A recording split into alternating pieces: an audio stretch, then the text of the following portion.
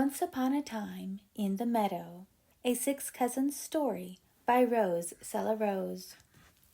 Once upon a time, six cousins lived by themselves in a cozy cottage in a meadow.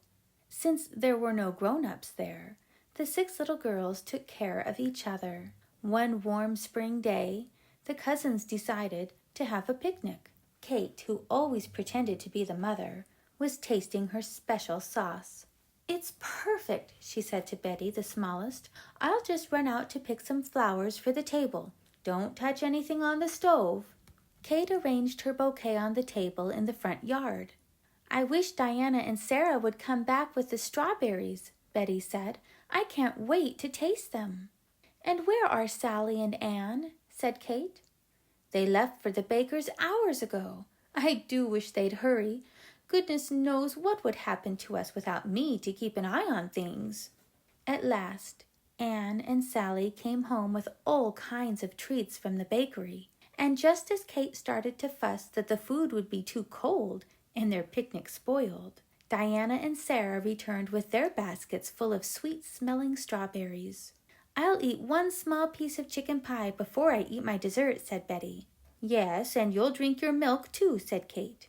She was only pretending to be cross. Then what a lot of laughing and chattering there was, for the six cousins loved each other dearly, and they had a wonderful picnic. After lunch, Anne suggested that they play dress-up in the attic. Everyone thought that was a splendid idea, even though Anne would probably pick out the prettiest costume for herself. Kate had the keys to the attic, so she went first. "Watch out for Betty!" cried Diana, too late. As usual, Betty was in a hurry. She tripped and tumbled down the stairs. Luckily, she wasn't hurt. It was cozy upstairs in the attic, and there were trunks filled with old clothes and toys. Each cousin soon found something to play with. Sarah looked at a dusty old book with pretty colored pictures. Anne found a fan made of ostrich plumes and a lovely blue shawl. Kate found a long party dress, Betty a rag doll, and Sally a trumpet. "I have a good idea," said Diana, holding up a black velvet coat. "Let's get dressed up and have a parade." "Yes, yes," they all cried, "a parade." The six cousins put on their costumes and stood in a row to admire each other. "I'm the leader," Sally cried, and she began to blow the trumpet. "Toot, toot, toot-a-toot-toot." Down the stairs the little girls marched, then out across the meadow. If they had not all been laughing and singing, they might have heard a soft, sad whimpering when they neared the edge of the woods. As it was, Sally stopped so suddenly they almost piled on top of each other. "What is it?" said Sarah, who couldn't see over Sally's head. There, on the ground, in the dark, quiet woods, was a rabbit caught in a hunter's trap. "Oh, the poor thing," whispered Kate. "He must be in pain." "We have to save him," said Diana.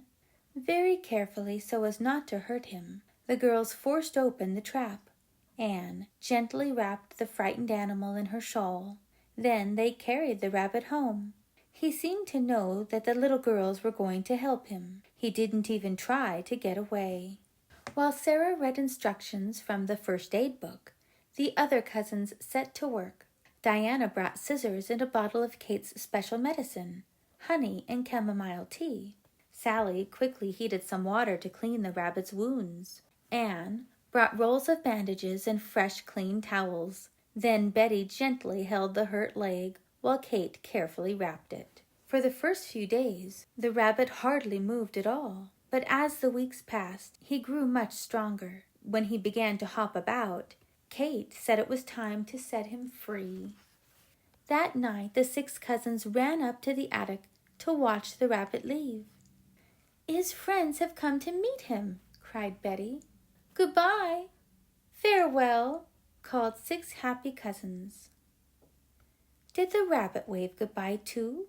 Perhaps he did. Almost anything could have happened. Once upon a time in the meadow. The end.